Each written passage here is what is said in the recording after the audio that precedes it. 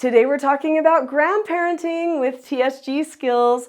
I'm a grandparent and I can't wait to share with you what I do with my grandbabies. My name is Nicholeen Peck and I teach parenting and good communication, as well as how to build strong family bonds all over the world through the lens of the principle of self-government. And in this video, we are talking about grandparenting.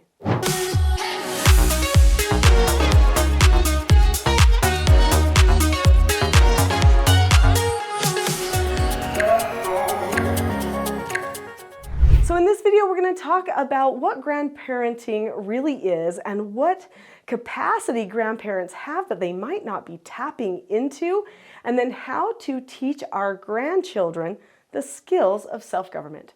Now, I know some grandparents are actually raising their grandchildren full-time, but for many of us, we just see our grandchildren from time to time. And so we might see some behaviors that need a little bit of assistance, but how do we help without stepping on the toes of the parents? The parents are doing their very best at teaching their children, but sometimes they don't necessarily want ideas from grandparents. And sometimes, if you're like many grandparents that talk to me, they say, Nicholeen, why didn't I have your program and know about these skills when I was raising my children?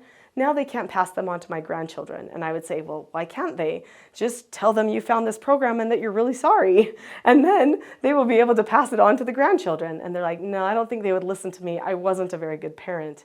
And then I say, okay, well, there are some things that you can do if you want to help grandparent your grandchild in a way where they learn some of the basics of self-government. Years ago, I remember being at a conference and hearing a speaker talk about the goals for his life. He and his wife had 6 children, and they were talking about their plan for their life. And they started talking about being grandparents. And they said that they can't wait to focus on grandparenting and how that they felt like was almost more important than the parenting work that they would do. Being that example of the grandparent, because it was the second witness to what the parents would do, or it was this picture, this almost like symbol of how a person could turn out and how a person could be happy. Now, I loved this because my family vision that my husband and I created for our family, for the future, is us as grandparents and having grandchildren around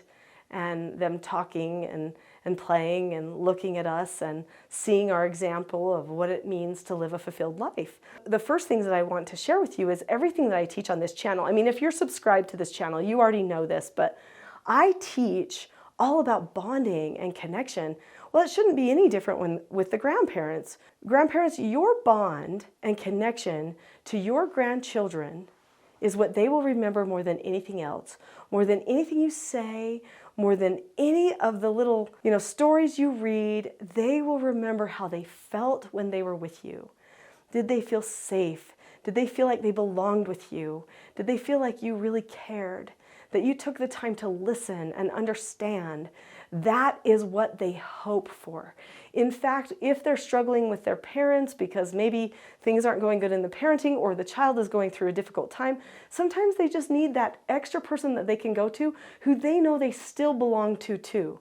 Because they belong to their parents, but they also belong to us. We have a unique attachment to our grandchildren because they're still part of our bloodline. And we feel a deep connection to them and an investment in their outcome. We hope for the best for them, just like we did for our children, but our hands are a little bit tied about what we can do. So first off, remember the bond, the connection. Super important. Second, let's start talking about some things that you can proactively do to teach your grandchildren self-government. Now, if you're familiar with the teaching self-government approach to parenting, like if you've taken the TSG parenting course or read my book, the Parenting a House United book, then you will know that I am a big fan of planning ahead for the family. Now, I say this being a live-in-the-moment person, but I know that good front brain work involves planning so that you can problem solve in the future. So our family decided to create a family vision for what we wanted for our future. And I think that it's totally healthy and okay for a grandparent to create little visions with their grandchildren too. Now, each family is going to be uniquely different. Maybe you're going to have a vision that includes all of your extended family together at a reunion or something like that you try to do annually. But maybe you also have separate little visions that are just for that unique relationship with that particular grandchild. What do you want it to be like in the future, 10 years from now, when they're in their teen years, or, maybe even hitting young adulthood? What do you want that connection to be like at their wedding day, maybe, or when they're buying their first home and you're coming over to see it? What do you want it to feel like with them? Create a scenario in your mind that you can attach to each individual child for you. And then you know what? Tell it to them. Tell them that's what you hope for your relationship, and that you hope you'll always be able to talk about anything, and that you're there for them always to help them. And then make sure, as you're having fun making cookies and working together and teaching them all of those good adult skills that grandparents usually do a great job at teaching the children, that you are focusing on creating that type of a feeling that you have in your vision for your relationship. Another thing that is really easy for grandparents to do is to teach their grandchildren the 4 basic skills. So these books each teach one of the 4 basic skills, which are following instructions, accepting no answers and criticism, accepting consequences, and disagreeing appropriately. So these books are probably appropriate for youth ages maybe 12 and under. They all rhyme, they're fun, you can find hidden animals in the books, but the words are not babyish. In fact, they're very relevant to the situations that your grandchildren will be facing in their lives. And they each teach those vital skills. So you can read the stories to your grandchildren, talk about the skills and how they can be helpful, and how you wish you had those skills when you were their age. Maybe even share a story from your life, because they love those. Those are so interesting, where you talk about how you wish you would have had that skill of accepting a no answer. Maybe it was when somebody said they didn't want to play with you, or maybe when somebody didn't want to go on a date with you, or fill in the blank. When you lost that important sports match, those are all no answers. So teach your grandchildren with the books, but also with your own experiences. Now I've got to recommend another book for you. So this book, Roles: The Secret to Family, Business, and Social Success, gives a great example of what a wonderful grandparent can be. So there are neighbors to the family. This is a story about a family who has a hard time getting their relationships and their roles right. They're having a lot of contention. People aren't helping at home. The main characters in this book, the parents, are struggling with the family, and they end up having some conversations with their neighbors. And they end up learning some sage wisdom from these neighbors whose last name happens to be Sage. Anyway, as you read this, you will see what type of a dynamic you can have in the lives of your children and your grandchildren if you position yourself correctly and are willing to accept when you can't control everything, but you now have more of an advisory position. All right, let's get real. I've got grandchildren.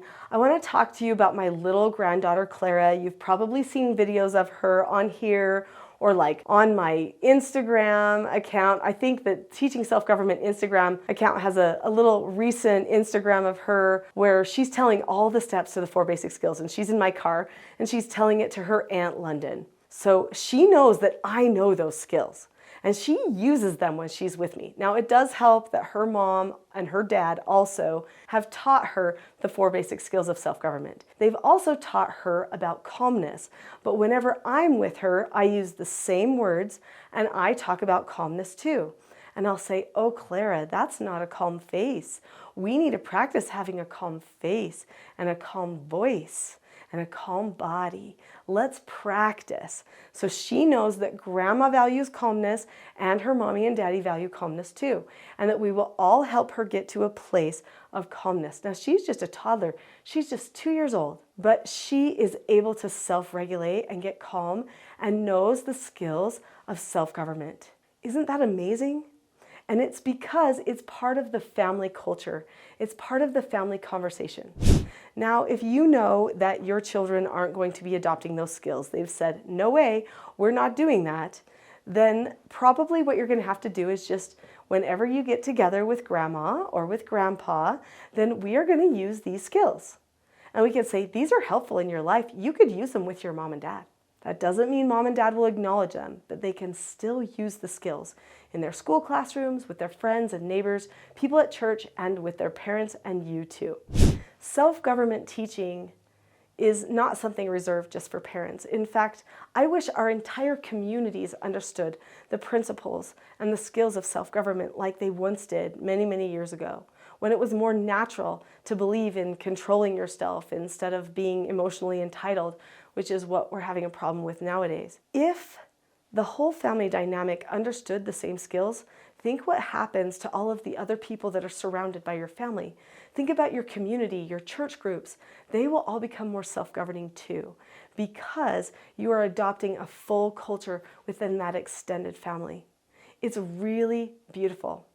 There's so much more I can teach you about self-government. If you've enjoyed this video, I'm pretty sure you'll like my next video, which is the expectation trap versus the cycle for success. This will be a great video that you can use anytime the grandchildren are over so that you don't fall into the expectation trap.